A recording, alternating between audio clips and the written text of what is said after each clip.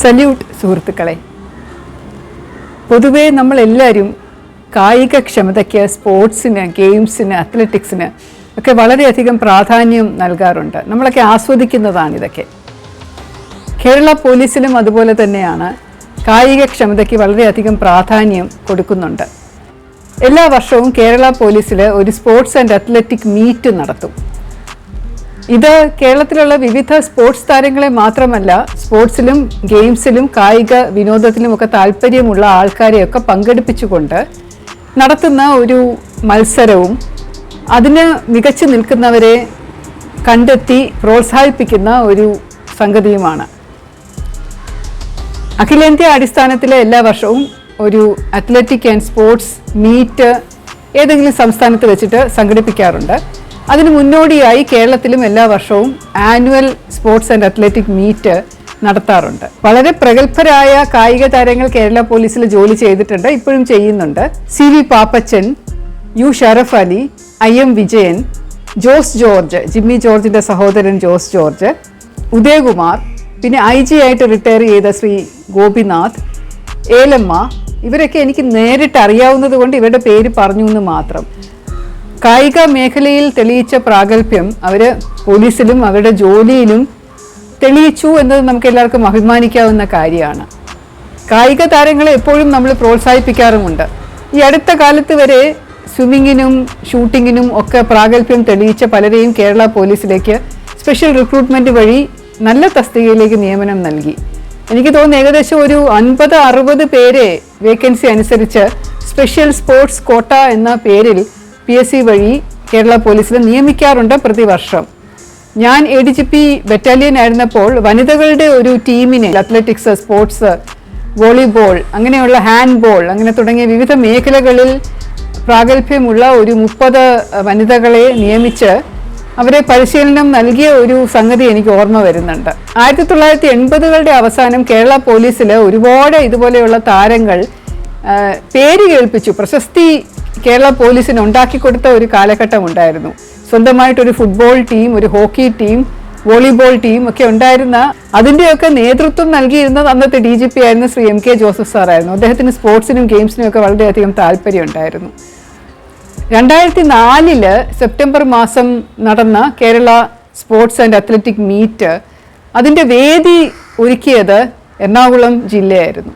സാധാരണയായി sports and athletic meet നടത്തുമ്പോൾ range DIG ആണ് അതിൻ്റെ ഓർഗനൈസിങ് ചെയർമാനായിട്ട് പ്രവർത്തിക്കുന്നത്. അതത് സിറ്റിയിലെ കമ്മീഷണറോ SPO ആരാന്ന് വെച്ചാൽ അവർ ഓർഗനൈസിങ് സെക്രട്ടറി ആവാറുമാണ് പതിവ്. പക്ഷേ ഇപ്രാവശ്യം എൻ്റെ സ്പോർട്സിനും ഗെയിംസിനുമുള്ള വലിയ വിവരമില്ലായ്മ കൊണ്ടായിരിക്കും എന്തായാലും സെക്രട്ടറി ആയിട്ടാണ് എനിക്ക് ജോലി ചെയ്യാൻ സാധിച്ചത്. ഓർഗനൈസിംഗ് കമ്മിറ്റി പ്രസിഡൻ്റായി നിയമിച്ചത് ശ്രീ ഋഷിരാജ് സിംഗ് IPS സാറിനെ ആയിരുന്നു. അദ്ദേഹം IG ബറ്റാലിയനായിട്ട് ആ സമയം പ്രവർത്തിക്കുകയായിരുന്നു. സ്കൂളിലും കോളേജിലും എന്തിനാ നാഷണൽ പോലീസ് അക്കാഡമിയിൽ പരിശീലനത്തിൻ്റെ ഇടയിൽ പോലും സ്പോർട്സിലും ഗെയിംസിലും അത്ലറ്റിക്സിലും ഒന്നും യാതൊരു പ്രാഗൽഭ്യവും ഞാൻ കാണിച്ചിട്ടില്ല. ഗെയിംസ് നടക്കുമ്പോൾ പുറത്തിരുന്ന് ആസ്വദിക്കാനാണ് കൂടുതൽ താല്പര്യം. അകത്ത് കയറി കളിച്ചു കഴിഞ്ഞാൽ ഉടനെ വീണ് പരിക്കേറ്റ മുറിവുമായിട്ട് വരുന്ന ഒരു ശീലം എനിക്കുണ്ട്. അതുകൊണ്ട് മനഃപൂർവ്വം എന്നെ മാറ്റി നിർത്തും. 2 വർഷം നാഷണൽ പോലീസ് അക്കാഡമിയിൽ നടന്ന അത്ലറ്റിക് മീറ്റിലും അനൗൺസ്മെൻറ്റ് ബോക്സിൽ എനിക്ക് സ്ഥാനം നൽകിയിരുന്നു. ഇംഗ്ലീഷ് അനൗൺസ്മെൻറ്റ് നടത്താൻ എന്നെയായിരുന്നു ഏൽപ്പിച്ചിരുന്നത്. അതിനുള്ള ചെറിയ കഴിവുണ്ട് എന്ന് പറഞ്ഞതുകൊണ്ട് ഹിന്ദി അനൗൺസ്മെൻറ്റ് വേറൊരാളെയും, ഇംഗ്ലീഷ് അനൗൺസ്മെൻറ്റ് ഞാനുമാണ് ഈ 2 വർഷവും നിരന്തരം ചെയ്തത്. എല്ലാ വർഷവും കേരളത്തിൽ നടക്കുന്ന സ്പോർട്സ് ആൻഡ് അത്ലറ്റിക് മീറ്റിൽ പ്രാഗൽഭ്യം തെളിയിച്ച് മെഡലുകളും ട്രോഫികളും വാങ്ങുന്ന കായിക താരങ്ങളെ ദേശീയമായി നടക്കുന്ന സ്പോർട്സ് ആൻഡ് അത്ലറ്റിക് മീറ്റിലേക്ക് നമ്മൾ അയക്കാറുണ്ട്. അവരവിടെ നിന്ന് മെഡലുകളും ട്രോഫികളും അതുപോലെ പുരസ്കാരങ്ങളും ഒക്കെ കരസ്ഥമാക്കി തിരിച്ചു വരാറുമുണ്ട്. ഇത് കേരള പോലീസിന് ആകെ ഒരു ഉത്സവമാണ് ഈ 2-3 ദിവസത്തേക്ക്. 2004 നടന്ന 35ാമത് കേരള സ്പോർട്സ് ആൻഡ് അത്ലറ്റിക് മീറ്റിൻ്റെ സംഘാടന സമിതിയിൽ ഓർഗനൈസിംഗ് സെക്രട്ടറിയായി എനിക്ക് പ്രവർത്തിക്കാൻ അവസരം ലഭിച്ചത് വളരെ കൃതാർത്ഥതയോടുകൂടിയാണ് ഞാനിപ്പോൾ ഓർക്കുന്നത്. ഈ പരിപാടി സെപ്റ്റംബർ 26 രാവിലെ 10 മണിക്ക് മുഖ്യമന്ത്രി ശ്രീ AK ആന്റണി സാറ് ഉദ്ഘാടനം ചെയ്യാമെന്നേറ്റ് ഞങ്ങളെല്ലാവരും അദ്ദേഹത്തെ പോയി ക്ഷണിച്ചപ്പോൾ അദ്ദേഹം വരാമെന്ന് സമ്മതിക്കുകയും 28 വൈകുന്നേരം ഒരു 4:30-5 മണിയോടുകൂടി അന്നത്തെ ഗവർണറായിരുന്ന ശ്രീ RL ഭാട്ടിയ സർ വരാം എന്ന് പറയുകയും ചെയ്തിരുന്നു. അതിനു വേണ്ടിയുള്ള തയ്യാറെടുപ്പുകൾ ഋഷിരാജ് സിംഗ് സാറിൻ്റെ നേതൃത്വത്തിൽ പല പല മീറ്റിങ്ങുകൾ നടത്തുകയും മത്സരങ്ങളെല്ലാം അതത് ജില്ലകളിൽ വെച്ച് നടത്തി അവിടെ നിന്ന് സമ്മാനം വാങ്ങുന്ന ആൾക്കാരെല്ലാവരും സംസ്ഥാനതല മത്സരത്തിൽ പങ്കെടുക്കാനായി എറണാകുളത്തെത്തുകയും അതിന് വേദി ജവഹർലാൽ നെഹ്റു സ്റ്റേഡിയത്തിൽ ഒരുക്കുകയും അവിടെ അവർക്ക് താമസിക്കാനുള്ള സൗകര്യം കൊച്ചി സിറ്റിയിലും എറണാകുളം റൂറലിലുമായിട്ടുള്ള എയർ ക്യാമ്പുകളിൽ ഒരുക്കുകയും ഒക്കെയുള്ള ഒരു ബൃഹത്തായ പരിപാടി ഓർഗനൈസിംഗ് കമ്മിറ്റിയുടെ കീഴിൽ തന്നെ വിവിധ സബ് കമ്മിറ്റികളുണ്ട്. Food and beverages committee, transportation committee, accommodation committee, reception committee, entertainment committee, financial ട്രഷററൊക്കെ അങ്ങനെ പറഞ്ഞ് കുറേ കമ്മിറ്റികളുണ്ട് ഇതെല്ലാം ചെയ്യാനായിട്ട്. അങ്ങനെ നടക്കുന്ന മീറ്റിങ്ങുകളിൽ ഏറ്റവും കൂടുതലായിട്ട് ഉയർന്നു വന്നിരുന്ന ഒരു പ്രശ്നം എന്ന് പറയുന്നത് ഫണ്ടിന്റെ അപാകതയായിരുന്നു. ഇതുപോലെ നല്ല രീതിയിൽ ഒരു സ്പോർട്സ് ആൻഡ് അത്ലറ്റിക് മീറ്റ് നടത്തണം എന്നുണ്ടെങ്കിൽ ഒരു വർഷം ഏകദേശം 3-4 ലക്ഷം രൂപയുടെ ചിലവുണ്ട്. അപ്പൊ ഇത്രയും പൈസ നമുക്കില്ല.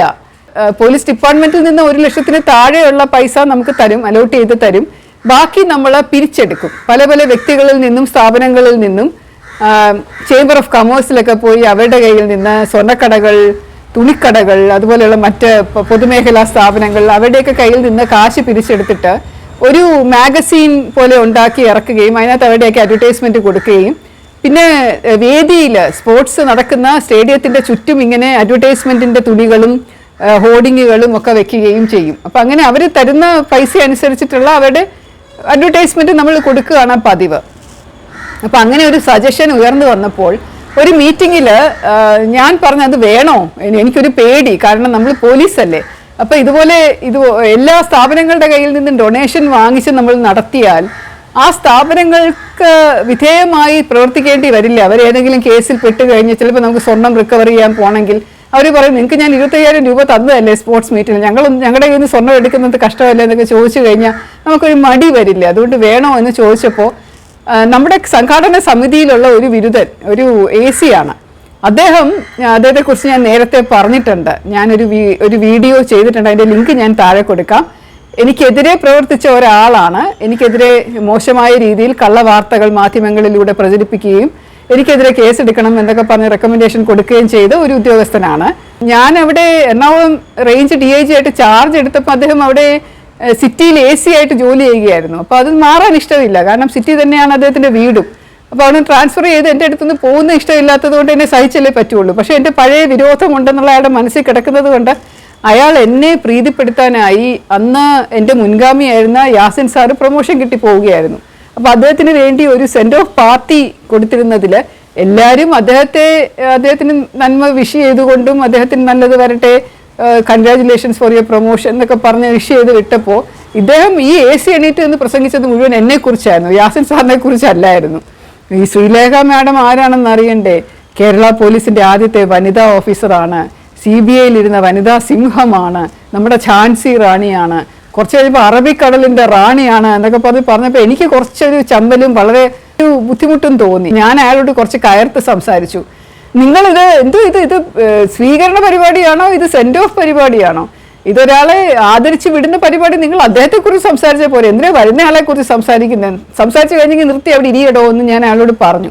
അപ്പോൾ അത് അയാൾക്കൊരു വിഷമമായും തോന്നി. അയാൾ ഓടിപ്പോയി DGP പിറ്റേ ദിവസം കണ്ട് കരഞ്ഞുകൊണ്ട് പറഞ്ഞു, സാർ മാഡം എന്നെ ഉപദ്രവിക്കും, മാഡത്തിന് എന്നോട് എൻ്റെ തെറ്റിദ്ധാരണയുണ്ട് എന്നൊക്കെ പറഞ്ഞു. DGP എന്നെ ഫോണിൽ വിളിച്ച് പറഞ്ഞു, അയ്യോ ശ്രീലേഖ അയാൾ എൻ്റെ അടുത്ത് വന്ന് ഇന്ന് കരയുന്നു, എന്തോ പ്രശ്നം പഴയ. അപ്പം ഞാൻ പറഞ്ഞില്ല സാർ, ഞാനങ്ങനെ ഉപദ്രവിക്കാനൊന്നും പോകുന്നില്ല, സാറ് അങ്ങനെയൊന്നും വിചാരിക്കേണ്ട, അങ്ങനത്തെ ടൈപ്പ് അല്ല ഞാനെന്നൊക്കെ പറഞ്ഞ് ഞാൻ വെച്ചെങ്കിലും ഇയാൾ ആ ഓർഗനൈസിങ് കമ്മിറ്റി മീറ്റിങ്ങിലിരുന്ന് ഇയാൾ പറയുകയാണ്, മാഡം വിഷമിക്കേണ്ട കാശിൻ്റെ കാര്യത്തിൽ, ഞാൻ നേരിട്ട് പോയി എല്ലാവരുടെ അടുത്തുനിന്ന് ഞാൻ ബ്രോഡ്വേയിലൊന്ന് ഇറങ്ങി അവിടെയൊക്കെ നടന്ന് എല്ലാവരുടെ കയ്യിൽ നിന്നും പിരിച്ചൊരു 5 ലക്ഷം രൂപ മാഡത്തിൻ്റെ കയ്യിൽ ക്യാഷായിട്ട് കൊണ്ടുവന്ന് ഏൽപ്പിക്കാം. മാഡം നല്ല രീതിയിൽ ഈ പരിപാടി അങ്ങ് 2 ദിവസം സംഘടിപ്പിച്ചാൽ മാത്രം മതി, നല്ല പേര് കേട്ടാൽ മതി എന്ന്. അപ്പോൾ അതും കൂടെ കേട്ടപ്പോൾ എനിക്ക് കുറച്ചും കൂടെ പേടിയാണ്. ഞാൻ വെച്ചാൽ ഇനി അടുത്ത പഴി എന്തൊക്കെയാണ് കേൾക്കേണ്ടി വരിക എന്നറിയാൻ പാടില്ലല്ലോ. അപ്പോൾ അതുകൊണ്ട് ഞാൻ ഋഷിരാജ് സാറിനോട് പറഞ്ഞു, സാർ നമുക്കിത് പിരിക്കണ്ട, ഇപ്രാവശ്യം നമുക്ക് അല്ലാതെ തന്നെ എങ്ങനെയെങ്കിലും അഡ്ജസ്റ്റ് ചെയ്യാം, നമുക്ക് ചിലവൊക്കെ ചുരുക്കി ചെയ്യാം. പക്ഷെ എങ്ങനെ നോക്കിയിട്ടും ചിലവ് ചുരുക്കുന്ന വലിയ പ്രയാസമായിട്ട് തോന്നി. അപ്പം ഞാനും ഋഷിരാജ് സാറും കൂടെ DGPയെ പോയി കണ്ടുവന്ന്, ഹോർമിസ് തരകൻ സാറായിരുന്നു DGP. സാറിനോട് പറഞ്ഞു, സാർ ഇപ്രാവശ്യം ഞങ്ങൾ പിരിക്കുന്നില്ല എന്ന് തീരുമാനിച്ചു, പക്ഷേ ഒരു 3 ലക്ഷം 4 ലക്ഷം രൂപയുടെ ചെലവിൻ്റെ കണക്കാണ് ട്രഷറർ തന്നിരിക്കുന്നത്, എന്താണ് ചെയ്യേണ്ടതെന്ന് അറിയില്ല.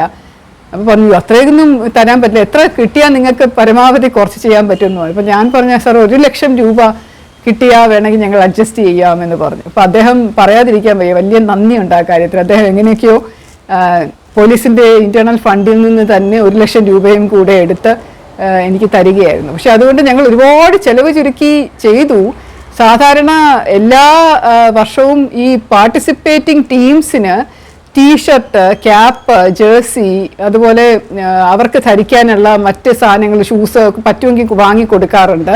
പിന്നെ ഈ മീറ്റിനുള്ള സകല അറേഞ്ച്മെൻറ്റും ചെയ്യണം. സ്റ്റേഡിയം മുഴുവനും ട്രാക്ക് മുഴുവനും അലങ്കരിക്കണം, ഡെക്കറേറ്റ് ചെയ്യണം, പൂക്കൾ വാങ്ങണം, ബൊക്കെ വാങ്ങണം, വരുന്നവർക്കുള്ള അക്കോമഡേഷൻ, പിന്നെ വരുന്ന ജഡ്ജസിനുള്ള ഓണറേറിയം, ഫുഡ് എന്ന് പറഞ്ഞാൽ 2-3 ദിവസത്തെ ഫുഡുണ്ട്. ഈ പാർട്ടിസിപ്പൻസിന് മാത്രമല്ല, ബാക്കി ജഡ്ജസിൻ്റെ ഫുഡുണ്ട്, അവരുടെ ട്രാൻസ്പോർട്ടേഷൻ, മെഡലുകൾ, ട്രോഫികൾ, അതുപോലെ വരുന്ന ഡിഗ്നിറ്ററീസിനുള്ള മെമൻറ്റോസ്, ഇതിനൊക്കെ നമ്മൾ പൈസ കൊടുക്കണ്ടേ. അവസാനത്തെ ദിവസം ഒരു ബഡാ ഖാന എന്ന് പറഞ്ഞ് എല്ലാവരും കൂടി ഇരുന്ന് കഴിക്കുന്ന ഒരു വലിയ ഡിന്നറുണ്ട്. അപ്പോൾ ആ ഒരു ഡിന്നറോട് കൂടിയാണ് അത് തീരുന്നത്. അപ്പോൾ ഇതെല്ലാം കൂടെ നോക്കുമ്പോൾ വലിയ ചിലവാണെങ്കിലും ഇതെല്ലാം അങ്ങ് ടപ്പെന്ന് പറഞ്ഞ് കട്ട് ഷോട്ട് ചെയ്തു. ഞാൻ പറഞ്ഞു, നമുക്ക് ഇപ്രാവശ്യം ഏതെങ്കിലും തെങ്കാശി എന്ന് പറഞ്ഞൊരു സ്ഥലത്ത് ഒരു ചെറിയ ഫാക്ടറി ഉണ്ട്, അവിടെ ചെന്നിട്ട് കളർഫുൾ അല്ലാത്ത വളരെ വെറും പ്ലെയിൻ വെള്ളയിൽ ചീപ്പായിട്ടുള്ള തുണിയിൽ വെറും 20 രൂപയ്ക്ക് ടീഷർട്ട് ഒരെണ്ണം ഉണ്ടാക്കിയെടുത്തു. ഡിപ്പാർട്ട്മെൻറ്റിൽ നല്ലപോലെ വരയ്ക്കുന്ന ഒരു പോലീസുകാരനുണ്ടായിരുന്നു. അയാളെ കൊണ്ട് നമ്മൾ എംബ്ലം വരപ്പിച്ചു.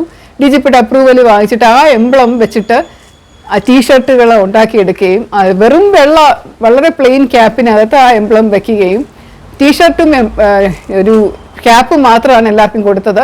ജേഴ്സികൾ അവരെല്ലാവരും അവരവരുടെ രീതിയിൽ കൊണ്ടുവന്നോണം എന്ന് പറഞ്ഞു. ഷൂസും എല്ലാം അവർ കൊണ്ടുപോകണം, വൈറ്റ് പാൻറ് ഇട്ടാൽ മതി എന്ന് പറഞ്ഞു.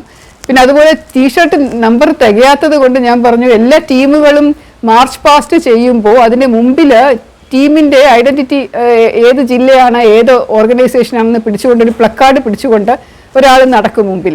അപ്പോൾ ഇങ്ങനെ നടക്കുന്നത് ഇപ്രാവശ്യം നമുക്ക് വനിതാ പോലീസിനെ ആക്കാം. കാരണം ടീഷർട്ട് അവർക്ക് വേണ്ടല്ലോ, അവരെ കൊണ്ട് സെറ്റ് സാരി ഉടുപ്പിക്കാം. ഓണമൊക്കെ കഴിഞ്ഞിരിക്കുന്ന സമയമാണ്, അപ്പോൾ എല്ലാവരുടെ കയ്യിൽ സെറ്റ് സാരി ഉണ്ടാവും എന്ന് പറഞ്ഞ് അങ്ങനെയൊക്കെ തീരുമാനിച്ച് അവരെടുത്ത് വിളിച്ച് പറഞ്ഞ് അവരെ കൊണ്ട് റിഹേഴ്സലൊക്കെ ചെയ്യിച്ച സെറ്റ് സാരി ഉടുപ്പിച്ച, മുടിയൊക്കെ കെട്ടി, മുല്ലപ്പൂവൊക്കെ ചൂടി വരണം എന്നൊക്കെ പറഞ്ഞ് അങ്ങനെ ഏൽപ്പിച്ചു. ഒരു വ്യത്യാസമായിരിക്കട്ടെ, കാണാൻ നല്ല കളർഫുൾ ആയിരിക്കും എന്ന് വിചാരിച്ച് അങ്ങനെ ഏർപ്പാട് ചെയ്തു. അതുപോലെ പോലീസിൽ നിന്ന് തന്നെ, റേഞ്ചിൽ നിന്നുള്ള വാഹനങ്ങൾ തന്നെ പരമാവധി പൂൾ ചെയ്തെടുത്ത് അതാണ് എല്ലാത്തിനും വേണ്ടി ഉപയോഗിച്ചത്. നമ്മുടെ ജഡ്ജസിനോട് ഞങ്ങൾ പറഞ്ഞു, ഞങ്ങൾക്ക് ഓണറേറിയം തരാനില്ല, അതിന് പകരം നിങ്ങൾക്ക് വളരെ ഡീസൻ്റ് ആയിട്ടുള്ള അക്കോമഡേഷൻ ഞങ്ങൾ അറേഞ്ച് ചെയ്ത് തരാം, ഭക്ഷണം തരാം, അതുകൊണ്ട് ഇപ്രാവശ്യം ഒന്ന് സഹകരിക്കണം എന്നൊക്കെ പറഞ്ഞ് അങ്ങനെ അവരെ കൊണ്ട് സഹകരിപ്പിച്ചു. മെഡലുകളും ട്രോഫികളും ഒക്കെ എനിക്കൊന്ന് സ്പോർട്സ് കൗൺസിലോ ആരോ സ്പോൺസർ ചെയ്തു ആ പ്രാവശ്യം. പക്ഷേ മെമെൻറ്റോ മാത്രം ഞങ്ങൾ വാങ്ങി. അങ്ങനെയുള്ള ചിലവ് ചിലവുകളിൽ ചായയും പലഹാരങ്ങളും കൊടുക്കുന്നതിന് പകരം ബിസ്ക്കറ്റാക്കി മാറ്റി, ഒരു ചായയും ബിസ്ക്കറ്റും മാത്രം രാവിലെയും വൈകിട്ടും ആക്കി മാറ്റി. ബഡാഖാന പോലും ഞങ്ങൾ ചിലവ് ചുരുക്കി. അപ്പോൾ അങ്ങനെ ചിലവ് ചുരുക്കിക്കൊണ്ട് വെറും 2,00,000 രൂപയ്ക്ക് എല്ലാം അറേഞ്ച് ചെയ്തു. ഞങ്ങൾ പൂക്കളും അതും ഇതുമൊക്കെ അങ്ങ് ഒഴിവാക്കി, വലിയ ഡെക്കറേഷൻസ് ഒക്കെ ഒഴിവാക്കി. അവസാനം ഈ സെപ്റ്റംബർ 26-ാം തീയതി അടുപ്പിച്ച് വന്ന ഒരു സമയത്ത് പെട്ടെന്നൊരു പ്രശ്നം ഉണ്ടായി. AK ആൻ്റണി സാർ, അന്നത്തെ മുഖ്യമന്ത്രി, അദ്ദേഹം രാജിവെച്ചു. 2004 മെയ് മാസം നടന്ന ലോക്സഭാ തിരഞ്ഞെടുപ്പിൽ UDFൽ പ്രതീക്ഷിച്ചത്ര സീറ്റ് കിട്ടിയിരുന്നില്ല. എനിക്കൊന്ന് 8 സീറ്റോ മറ്റോ കിട്ടിയിരുന്നുള്ളൂ. ബാക്കിയെല്ലാം LDF സ്വീപ്പ് ചെയ്ത് കൊണ്ടുപോയി. അപ്പോൾ അതിൻ്റെ ധാർമ്മിക ഉത്തരവാദിത്വം ഏറ്റെടുത്തുകൊണ്ട് അതിൻ്റെ റിസൾട്ട് പുറത്ത് വന്നപ്പോൾ തൊട്ട് ആൻ്റണി സാർ പറയുന്നുണ്ട് ഞാൻ രാജിവെക്കുകയാണ് എന്ന്. പക്ഷേ എന്തുകൊണ്ടോ ഹൈക്കമാൻഡ് സമ്മതിച്ചിരുന്നില്ല. അവസാനം എനിക്ക് തോന്നുന്നു സെപ്റ്റംബർ മാസത്തിലെങ്ങാണ്ട് സോണിയാഗാന്ധി മാഡം കേരളത്തിലൊരു പരിപാടിക്ക് വന്നപ്പോൾ ആൻ്റണി സാർ വീണ്ടും കൊണ്ടുപോയി രാജിക്കത്ത് കൊടുക്കുകയും അത് അംഗീകരിക്കുകയും ചെയ്യുകയായിരുന്നു. അങ്ങനെ പെട്ടെന്ന് ഒരു ദിവസം ഉമ്മൻചാണ്ടി സാറ് മുഖ്യമന്ത്രിയായിട്ട് ചുമതലയേറ്റു. അപ്പം എനിക്ക് ടെൻഷൻ. ഞാൻ പറഞ്ഞു ഇനിയിപ്പം ചാർജ് എടുത്തിട്ട് 2 ദിവസത്തിനകം അദ്ദേഹം വന്ന് അത്ലറ്റിക് മീറ്റിൻ്റെ ഇനോഗ്രേഷൻ എറണാകുളത്ത് വന്ന് പങ്കെടുക്കുമോ എന്നൊക്കെയുള്ള സംശയമായിരുന്നു. അപ്പോൾ DGP പറഞ്ഞു ഞാൻ തന്നെ പോയി വിളിക്കാമെന്ന് പറഞ്ഞ് അദ്ദേഹം തന്നെ പോയി വിളിച്ച് അങ്ങനെ ഉമ്മൻചാണ്ടി സാറ് വന്നു. ഭാഗ്യമായിരുന്നു അത്. ഞങ്ങൾ കാർഡുകളൊന്നും മാറ്റേണ്ടി വന്നില്ല. 1-2 കാർഡുകൾ പ്രത്യേകമായിട്ട് അച്ചടിച്ച് അദ്ദേഹത്തിന് കൊടുത്ത് അവിടെ കോപ്പി എടുത്ത് പത്രക്കാർക്ക് വിതരണം ചെയ്യുകയാണ് ചെയ്തത്. അങ്ങനെ വളരെ വർണ്ണാഭമായിട്ട് അത് നടത്താനായിട്ട് പ്ലാൻ ചെയ്ത് അന്ന് രാവിലെ ആയപ്പോൾ തൊട്ട് ചെറിയ മഴ ഇങ്ങനെ പൊടിയുന്നു. അപ്പം നോക്കിയപ്പോൾ നല്ല കാർമേഘവും. മഴയാണെങ്കിൽ കഷ്ടമാണല്ലോ എന്ന് വിചാരിച്ച് അവിടെ എടപ്പള്ളിയിൽ ഒരു വളരെ പ്രശസ്തമായിട്ടുള്ള ഗണപതി കോവിലുണ്ട്, അവിടെ പോയി തേങ്ങ അടിച്ചാൽ മതി മാഡം എന്നിങ്ങനെ എന്നോടൊരു ഉദ്യോഗസ്ഥൻ പറഞ്ഞുകൊണ്ട് ഞാൻ രാവിലെ അവിടെ പോയി ഒരു തേങ്ങയൊക്കെ വാങ്ങി അടിച്ച് പ്രാർത്ഥിച്ചു, ഭഗവാനെ ഒന്ന് ആ സമയമെങ്കിലും മഴ മാറി നിൽക്കണേ, ഉദ്ഘാടന ചടങ്ങ് കഴിഞ്ഞിട്ട് പെയ്തോ എന്ന് പറഞ്ഞ് പ്രാർത്ഥിച്ചിട്ടൊക്കെ തിരിച്ചു വന്നെങ്കിലും ഉദ്ഘാടന സമയമായപ്പോൾ കോഴി ചൊരിയുന്ന മഴ. അപ്പോൾ ആ മഴയത്താണ് VIP വന്ന് മുഖ്യമന്ത്രി ഉമ്മൻചാണ്ടി സാറ് വന്ന് ഇറങ്ങിയത്, തരകൻ സാറ് വന്ന് ഇറങ്ങിയത്. കുടയൊക്കെ പിടിച്ചു കൊടുത്താണ് അവരെയൊക്കെ കൊണ്ടുവന്ന്. മാർച്ച് പാസ്റ്റ് മുഴുവനും മഴയത്തും ചെളിയിലുമായിരുന്നു. അത് വൈറ്റ് ഒക്കെ ഇട്ടുകൊണ്ട് നടക്കുന്നത് കൊണ്ട്, വൈറ്റ് ഷൂസും ഒക്കെ ആയതുകൊണ്ട് ഈ ട്രാക്ക് നമ്മൾ എത്ര നീറ്റാക്കി വെച്ചാലും ചെളി നിറയും. അപ്പോൾ ഓരോ ചുവട് ചവിട്ടുമ്പോഴും ചെളി വന്ന് തെറിക്കുകയാണ് അവരുടെ ദേഹത്ത്. അങ്ങനെ ചെളി കാലിൻ്റെ ഭാഗം മൊത്തം ഇങ്ങനെ ബ്രൗൺ കളറിലാണ് മാർച്ച് പാസ്റ്റ് നടത്തിയത്. വെള്ളം ഇങ്ങനെ തെറിച്ച് പോകുന്നുണ്ടായിരുന്നു. ഈ പ്ലക്കാർഡും പിടിച്ചുകൊണ്ട് മുമ്പിൽ നടന്ന വനിതാ പോലീസുകാരുടെ കാര്യം അതിലും കഷ്ടം. പാവം അവരെല്ലാവരും ഇങ്ങനെ നനഞ്ഞു കുളിച്ച്, പ്രശ്നം എന്താണെന്ന് വെച്ചാൽ ഈ സാരിയുടെ പ്ലീറ്റ്സ് ഇങ്ങനെ കിടക്കുന്നത് കൊണ്ട് ഓരോ സ്റ്റെപ്പ് മുമ്പിൽ വെക്കുമ്പോഴും നനഞ്ഞു കിടക്കുന്നത് കൊണ്ട് അത് കാലിൽ കയറി കുടുങ്ങും. അപ്പോൾ അതുകൊണ്ട് ഓരോ സ്റ്റെപ്പ് വെക്കുമ്പോഴും അവരിങ്ങനെ വീഴുന്നത് പോലെയാണ് നടന്നു പോയത്. ആകപ്പാടെ പ്രശ്നമായിരുന്നു. ഋഷിരാജ് സാറാണെങ്കിൽ ഇവരെല്ലാവരും നനയുന്നില്ലേ, ഞാൻ എന്തിനാണ് ഈ ഷെയ്ഡഡ് പവലിയനിൽ നിൽക്കുന്നതെന്ന് പറഞ്ഞാൽ അദ്ദേഹം ഇറങ്ങി ട്രാക്കിൻ്റെ വെളിയിൽ മഴയത്ത് നനഞ്ഞുകൊണ്ട് നിന്നു. അപ്പോൾ എനിക്കും നിൽക്കാതിരിക്കാൻ പറ്റില്ല, ഞാനും കൂടെ വന്ന് നനഞ്ഞ് അദ്ദേഹത്തിൻ്റെ അടുത്ത് വന്നു. നനഞ്ഞ് കുളിച്ച ഒരു ഓപ്പണിംഗ് സെറിമണി ആയി പോയി അത്. പക്ഷേ മുഖ്യമന്ത്രി ഒരു പരാതിയൊന്നും പറയാതെ, DGP ഒരു പ്രശ്നമൊന്നും പറയാതെ പോയി രണ്ടുപേരും. അതിനുശേഷം ഞങ്ങൾ 2 ദിവസത്തെ മത്സരങ്ങൾ നടത്തി. വലിയ പ്രശ്നമില്ലാതെ ആ മത്സരങ്ങളൊക്കെ പോയി. അപ്പം മഴയൊക്കെ മാറി. അവസാനത്തെ ദിവസം രാവിലെ ഒരു വടംവലി മത്സരമുണ്ട്. അത് കാണാനായിട്ട് ഒരുപാട് ജനങ്ങൾ തിങ്ങിക്കൂടും. ഭയങ്കര രസമാണ് അത് കാണാനായിട്ട്. അതിനുശേഷം വൈകുന്നേരമായപ്പോൾ ഗവർണർ കൃത്യസമയത്ത് വന്നു. ഞങ്ങളുടെ സമ്മാന വിതരണവും അതിൻ്റെ മാർച്ച് പാസ്റ്റും എല്ലാം കഴിഞ്ഞ് അതിഗംഭീരമായിട്ട് സമാപന സമ്മേളനം നടന്നു. അശ്വാരൂഢ സേനയുടെ ഒരു പ്രകടനം, ഡോഗ് സ്ക്വാഡിൻ്റെ ഒരു പ്രകടനം, ബാൻഡ് ഇങ്ങനെ നല്ലപോലെ വായിച്ചൊക്കെ പോയായിരുന്നു. ഒരു ബാൻഡ് മേളം ഉണ്ടായിരുന്നു. എല്ലാ ബറ്റാലിയനുകളിൽ നിന്നുള്ള, ജില്ലകളിൽ നിന്നുള്ള ബാൻഡുകൾ ഒരുമിച്ച് ചേർന്ന് പൈപ്പും ബ്രാസും ഒക്കെ കൂടെ ചേർന്നിട്ടുള്ള നല്ലൊരു രീതിയിൽ ഡാൻസ് പോലെ ഇങ്ങനെ തലയൊക്കെ ആട്ടി മാർച്ച് ചെയ്തു പോകുന്ന ഒരു പരിപാടിയുണ്ട്. അതിനുശേഷം ഇരുട്ട് ആയപ്പോഴേക്കും ഈ പന്തം കൊളുത്തിയുള്ള ഡ്രില്ല് ഒക്കെ നടത്തി.